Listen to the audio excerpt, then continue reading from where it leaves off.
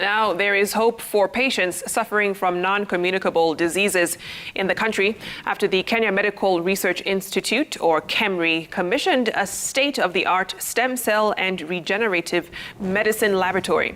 The lab stationed at KEMRI's headquarters in Nairobi aims at regeneration of health cells to replace cells affected by cancer, diabetes, and accidents from other diseases, what is known as regenerative medicine. According to scientists, stem cell research will increase a deeper understanding of how diseases occur and how to best tackle them, according to the Institute's Acting Director General, Elijah Songok. This will eventually reduce the burden of patients traveling outside the country for treatment. The various research we have done over the last 40 years, we are moving to products. And these products are what the country needs. These products are what the region needs.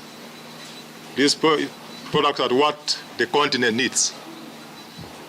You saw what we did during the COVID time.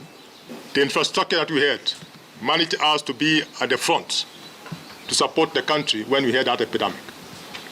So right now we are on that particular space, support the country in restarting a biotech industry. We need to ensure that we support research in this country. The STI Act provides for 2% GDP, and of course we are around 0.8. So I implore the government to be able to come in and give us the 2% so that we can be able to enhance and do what we've done with KEMRI. Product discovery, doing the basic science of identifying the cell and what it can do from bench to bed can take up to even 10 years. This is the reality check. And the reason for this is human safety. You take the product, you assess it if it has the ingredient to manage that intervention you want, then you take it through human trials. Is it safe? Is it safe for pregnant women? Is it safe for children? You do that, what we call phase 1 trials. Then you move to the next stage and you say, does it work? Is it effective in this environment?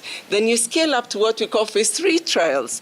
And then you do a larger group. What's the percentage of protection, of effectiveness? Then we even do now rollout trials and then market. Now, President William Ruto